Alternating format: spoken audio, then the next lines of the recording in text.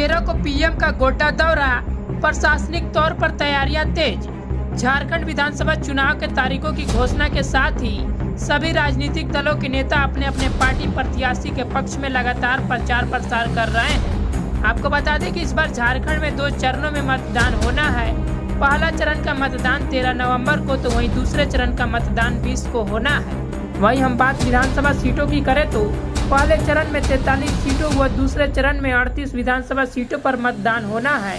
तो वहीं 23 को मतगणना के साथ ये पता चल जाएगा कि किसके सर सजेगा झारखंड का ताज। वहीं संथाल परगना की बात करें तो यहाँ के सभी सीटों पर दूसरे चरण में मतदान होना है, जिसको लेकर सभी पार्टियां अब दूसरे चरण के मतदान को लेकर प्रचार प्रसार में जुटे हैं। वहीं आपको बता दें कि प्रधानमंत्री बनने के बाद गोड्डा में पहली बार प्रधानमंत्री नरेंद्र मोदी का आगमन होना है, जिनका निर्धारित कार्यक्रम 13 नवंबर को है। प्रधानमंत्री नरेंद्र मोदी पहली बार गोड्डा आएंगे और अपने प्रत्याशियों के पक्ष में वोट की अपील करेंगे। साथ ही गोड्डा के सिकिया मैदान में एक विशाल जनसभा को संबोधित भी करेंगे, जिसको लेकर प्रशासनिक तौर पर तैयारियां जोरों पर है।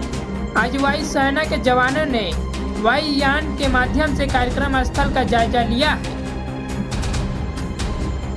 चीजों को लगातार अपनी चिंता व्यक्त कर रहे हैं। वो चिंता क्या है? वो चिंता ये है कि जो वर्तमान सरकार है, ये वर्तमान सरकार भ्रष्टाचार में आकंठ डूबी, और इसका सबसे बड़ा केंद्र बिंदु कौन है? यही गोड्डा है, क्योंकि झारखंड सरकार के जो मुखिया हैं हेमंत सोरेन जी, वो इसी गोड्डा के विधायक हैं।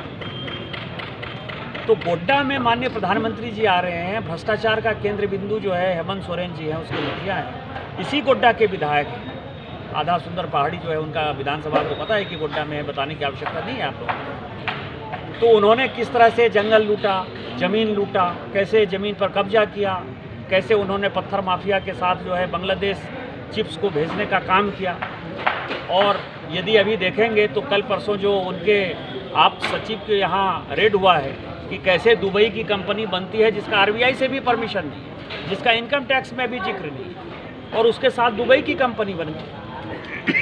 मतलब तो भ्रष्टाचार जो एक बड़ा मुद्दा है, उसको भी देखने आएंगे वो कि कैसा मुख्यमंत्री है जो अपने क्षेत्र में लोगों को पीने का पानी भी मुहैया नहीं करा पा रहा। पिछले साल 15 नवंबर को प्रधानमंत्री जी ने जनजाति गौरव दिवस पर, 15 नवंबर को भगवान बिरसा मुंडा जी के जन्मदिन पर, आपको पता है कि जनजाति गौरव दिवस में उन्होंने प्रधानमंत्री जनमन कार्यक्रम स्टार्ट किया।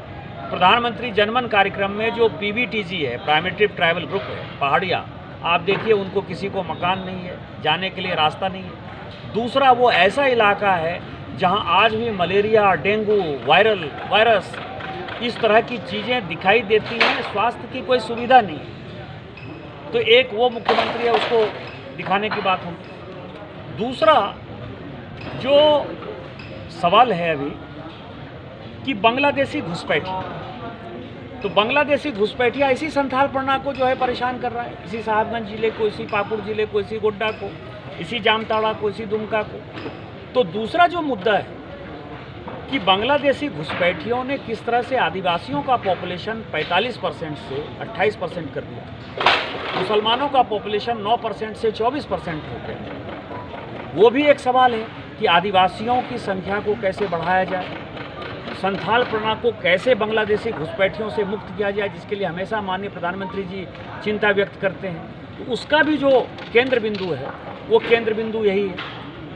कहते रहे कि कांग्रेस खाती भी है और खिलाती भी है। उसमें आलमगीर आलम के नौकर के यहाँ जो पैसा मिला, तो कांग्रेस का जो एक बड़ा तबका है जो खाते और खिलाने में विश्वास रख रहा है, और माननीय प्रधानमंत्री जी कहते हैं कि न खाएंगे न खाने देंगे, उसका भी एक केंद्र बिंदु है कि आज भी नौकर के यहाँ 35 करोड़ 40 करोड़ रुपया पकड़ा जाए। इससे बड़ी बात क्या हो सकती है?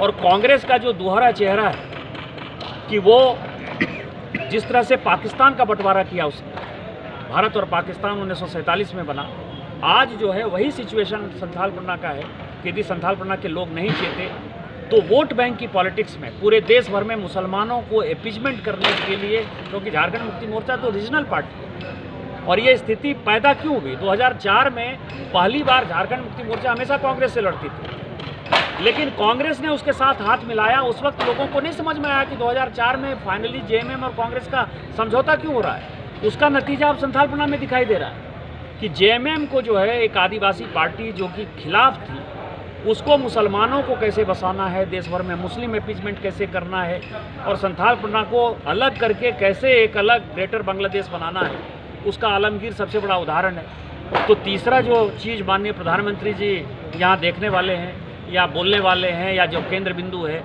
यहाँ आने वाले हैं, इसलिए सौभाग्य है।